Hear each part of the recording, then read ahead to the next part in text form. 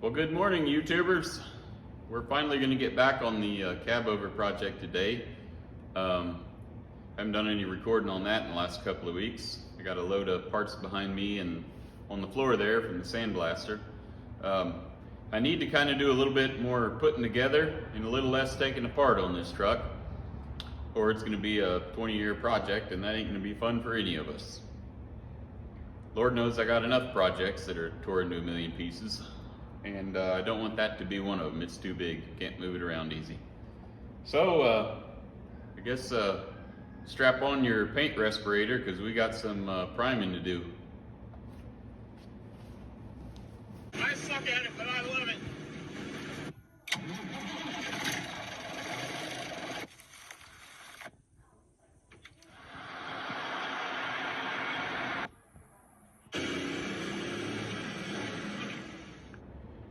So here we have all the parts I got back from the sandblaster. Got all my tank brackets. These are aluminum. They came out real nice. All four of my fuel tank straps. They need a little bit of repair. A couple of these welds popped, so I have to bolt those together, weld them up real solid. Have to do a little straightening, but right now, it's a race against the clock to get all the stuff, especially the steel stuff, epoxy primed. These are the grill sections. Again, I'm gonna get them epoxy primed, and then I'll be welding up these holes here, you know, and knocking various dents and dings out of it, stuff like this. I think this is the right way to go. I mean, another big old ding right here. I really would love for these to be chrome, but I mean, these just have just enough damage on them. And where was it? Somewhere in here's a big old crease. Yeah, right there. Probably can't see it, but big old crease right there. And some splits. They're just no good way to fix these up. Y'all remember how rusty these was. This is after a quick blast. You can see all this fine pitting in the surface. If I don't get these epoxy primed real quick, that's going to turn into rust. So anywhere I've got just a little bit of dark coming back in, like just a little bit of, I'll run a wire wheel over before I prime. But this is going to be a good looking setup. I'll probably paint them a real brilliant silver color. It's not as good as chrome, but then I'll probably do a little bit of black, either vinyl or black paint, where that's supposed to go. I also got crusty headlight buckets done. You can see that little darkness starting to come back. I've only had these for 2 or 3 days in a climate controlled shop, and that's how quick it'll rust. Got my gear shifter. Chipped off the bottom that goes in the box. More parts for the gear shifter. Got my castings blasted, and anything that's casting and it's really rusty, you get flashes real fast. See, like I said, I've only had these 2 or 3 days. So I'll just run the wire wheel over them real quick, knock that stuff back out, and get some primer on them. This is the big casting, the big important one. I'm gonna do a little bit of cleanup. The factory did a real terrible job of you know, cleaning these parts up before they went on the trucks. So I'm gonna knock off some of the rough edges and some of this crap. Just gonna slick them up just a little. Ugh, this thing is heavy. Just make it a little more presentable. I'll go ahead and get that done and then get everything set up in the paint booth, and we'll get to priming some of this mess. It'll be fun. I'm gonna try to rig up some way to either hold my camera with my other hand, or I don't know, duct tape it to my face, something, so you guys can watch. Welcome back, YouTubers. I got my first batch of parts hung up and set out in the paint booth, mixing up my epoxy primer. This primer has only one purpose, and that's to get the metal sealed up. So this stuff doesn't look very pretty when you shoot it. I usually only put, you know, just one coat on it. Has no function other than to keep the metal from rusting and stuff, nasty garbage like that. If you reduce the crap out of it, it will flow out a little better. And if you shoot it just straight up mixed with no reducer, it's like trying to shoot peanut butter out of the gun. Good God. How many times have I poured this stuff? How many times have I done this?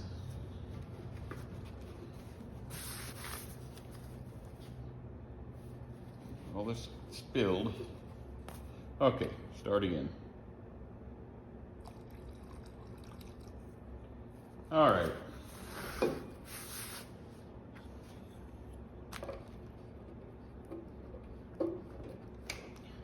I'll mix it all up. Got my gun over there. I'm gonna try to get you guys in on the action. I don't know how yet. I'm gonna either try to rig that up on my camera up on my head or on the gun. So we'll see how that goes. Wire wheel got a hold of my arm. That's gonna feel great tonight when I take a shower. Maybe I just won't take a shower. Yeah, I'll probably just not take a shower. That'd take a few days to heal, so that should be good. Don't think my wife would go for that. All right, well, I'm gonna go ahead and get this stirred up, and I'll meet you back in the paint booth. I'm gonna have my mask on, so you're really not gonna be able to hear much. I'll try not to do too much talking, cause it'll sound about like this. Okay, see you in a second. All right, well, we're here in the booth, all set up to do some shooting. What I gotta do is shoot everything that's on this table first, probably, and then I gotta wait for it to flash off and dry so I can flip it and then shoot the part that I can't get to because it's sitting on it. These sections I can just do the whole piece and be done. I'm not putting a heavy coat, just one good coat and we're done. So let's get with it.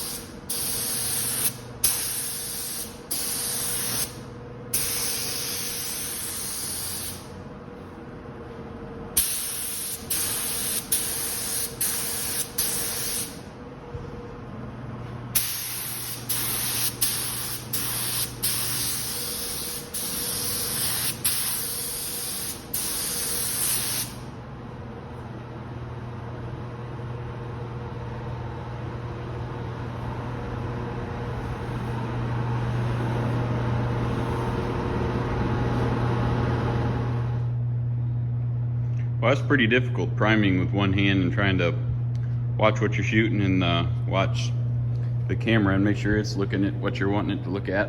I just held the camera in one hand and the gun in the other. So what I got to do on these straps, those two straps on the outside, they just need some of those little dings knocked out. I don't know how easy that's going to be, but this strap has had the welds pop loose, so I got to re-drill those spot welds and re-weld it. And on this end, I had to cut the whatever you want to call that, the anchor bolt. So I've got to drill these welds out, open it up, and slide a replacement in it. This one here on the table, it's popped the spot weld, so while my parts are in there flashing off, I'm gonna drill out those spot welds. You can see there. I'll drill those puppies out and then clamp this together and re-weld it. So I'll set you up, get all the stuff out, and we can do that real quick. By the time I get a roll on this, then the parts will be ready for another coat. So what I always do with my spot weld cutting bit that I got right here, this is a 3/8. I get them from Blair Tool. I always drill a small pilot hole just to keep the bit from jumping out. I don't know how hard this metal is.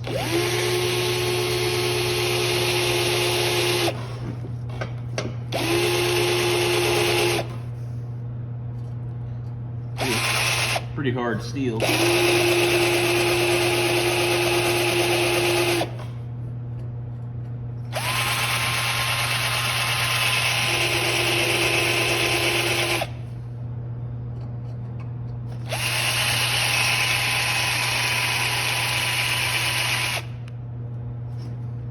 Pretty difficult trying to get these holes square on a curved piece and trying to keep my head out of the way of the camera.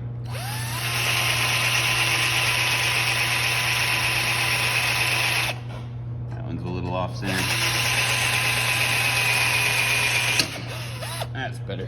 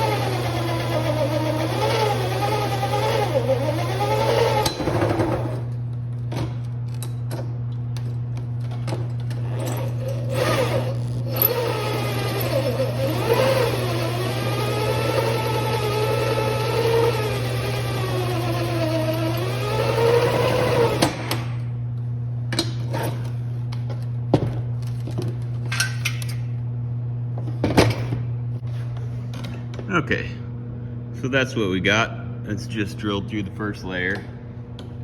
What I gotta do now is get a 4-inch angle grinder and very, very carefully sneak it down between these two pieces and knock off those burrs you see from the old welds. Then I'm gonna clamp it up tight as I can get it, and then turn my welder up as high as I can get it, and try to burn that puppy in. I'll bring you back. Well, you can see what I got going on here. Got all my holes cleaned up, got it all clamped together. Hopefully this old little bitty welder can get this thing hot enough or stick them good. Find out.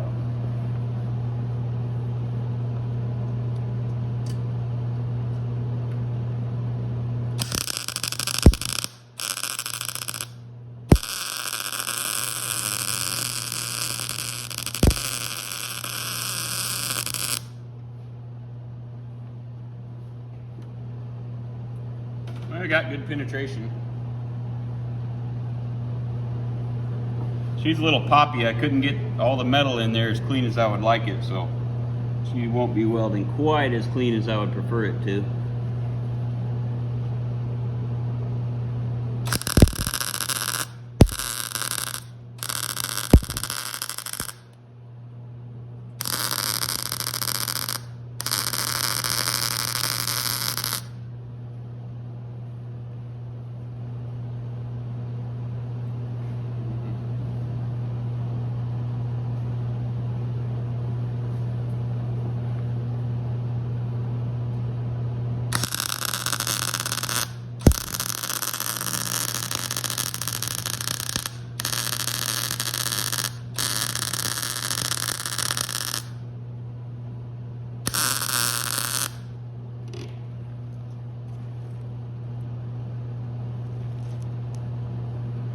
I'm gonna move one of my clamps real quick.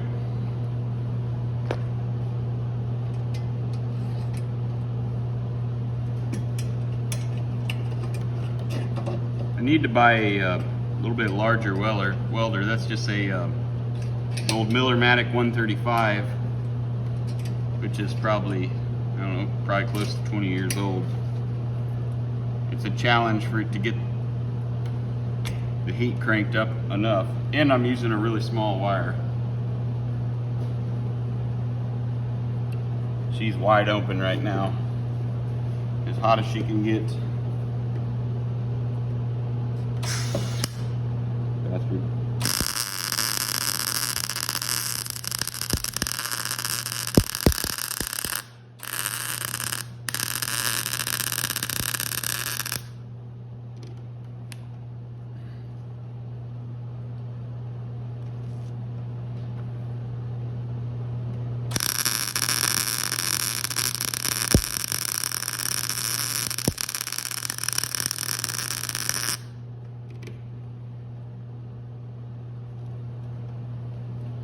It ain't pretty, but it'll work.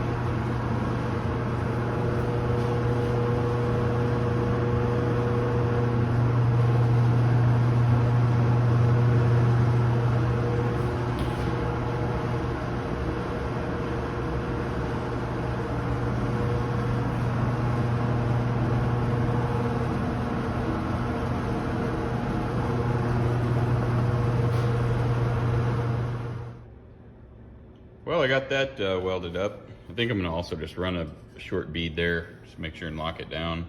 Don't want that to come off.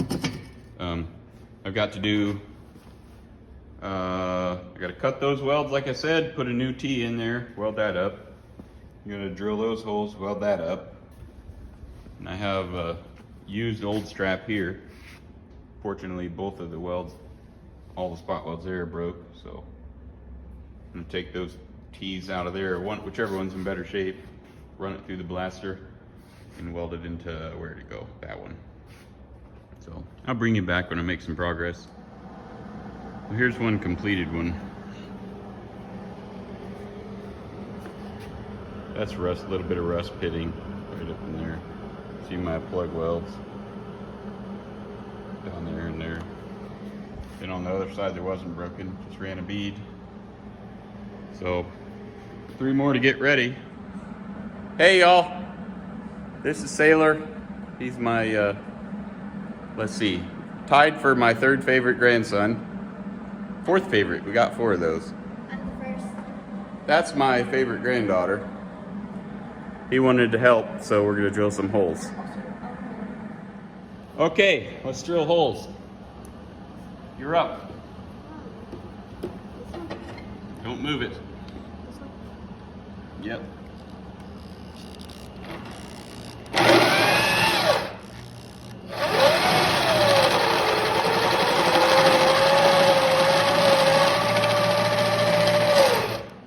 Keep her full.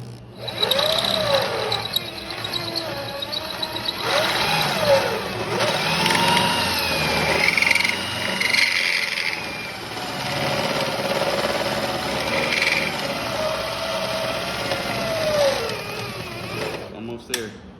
Keep pulling.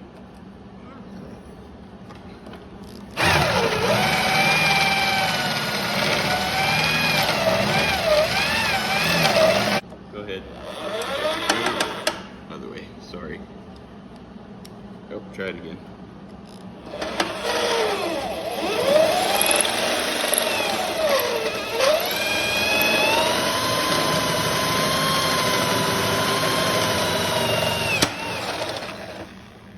Next.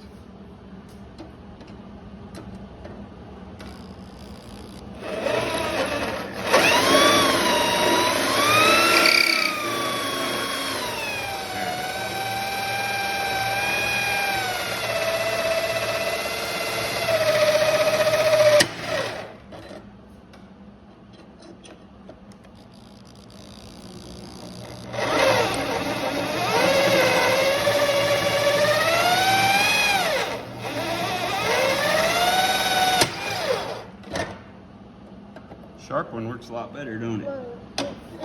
We got one stuck in the end. Got a little feller stuck in the end. Reload.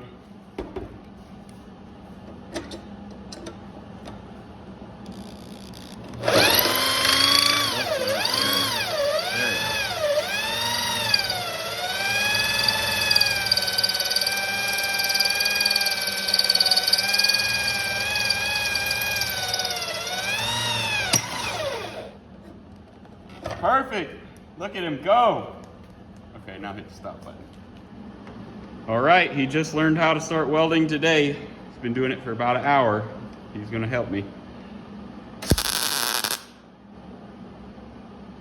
Perfect.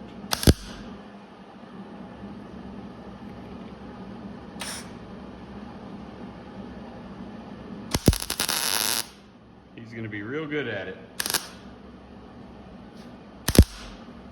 Hold the trigger just a little longer. Good, 2 Mississippi. Perfect.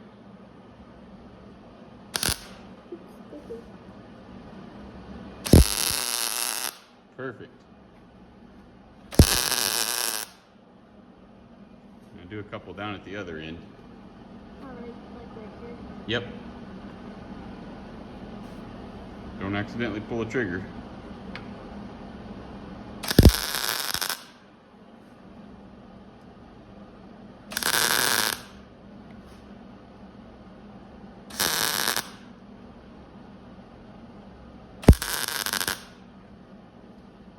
not bad for somebody that's not even 10 years old yet.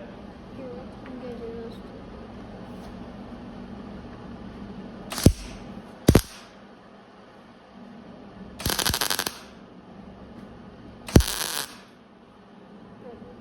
Okay, now I'm going to show you how to do this. So just keep it in your hand. Get everything set up. Just don't pull the trigger. I'll do the trigger pulling. What we're going to do is just aim it right into one of those holes.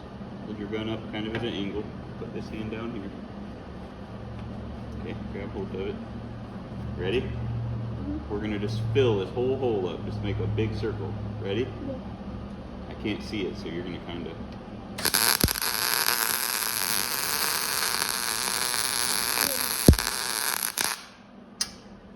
Okay, now see the hole that's still there? Fill that hole up the same way. Just hold the trigger until it all looks full.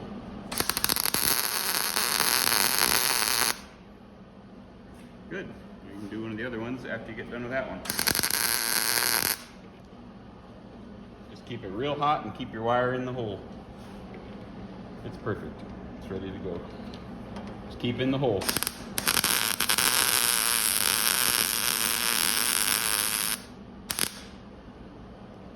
Perfect. Now just fill in your holes. You can just hold the trigger while you're filling them up.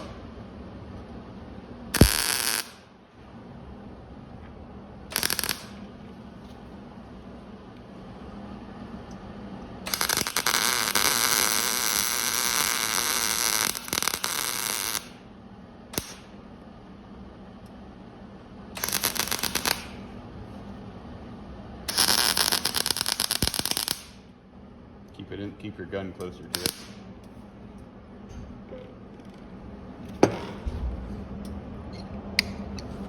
Keep your gun rammed right down that hole and pull the trigger.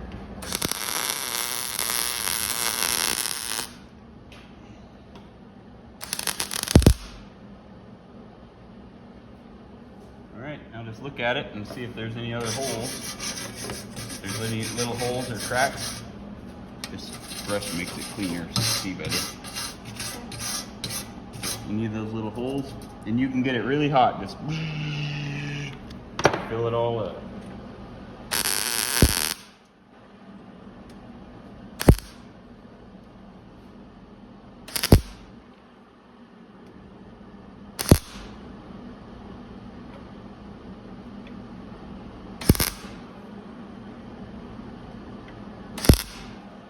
Pull the trigger a little bit longer. Get it nice and hot. There you go. Get it super hot.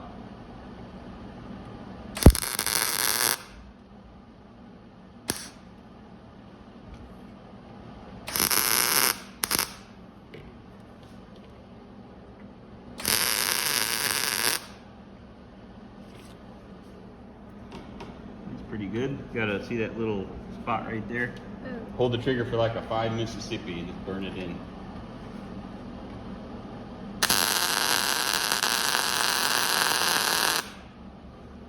That's perfect. It's super hot. Okay, well, we'll get that end ready and do it again.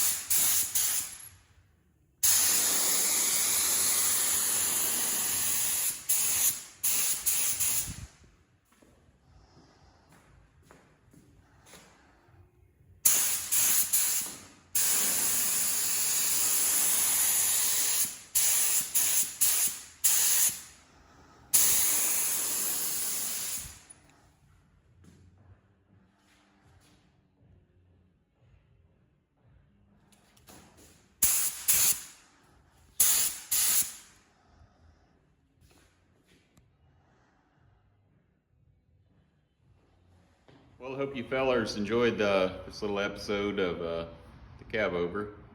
I had a lot of fun teaching the grandson how to do a little bit of welding. Not very many young kids getting into it like I was at that age. I know some of the stuff I show you all isn't the most exciting, but I'm the kind of guy, I'm going to show you every part of the build, whether it's the Cabover or anything else. Not going to leave anything out, you know. It is what it is, and fact of the matter is it takes a lot of hard work and a lot of boring work to get this stuff built. So if a feller isn't willing to do that kind of stuff, then a feller better not be buying Cabovers or any other old junk. It's not what the TV shows would have you believe that it is. It's not all glitz and glamour. It's a lot of hard work and a lot of long nights and a few bad words here and there probably. Till next time, appreciate it.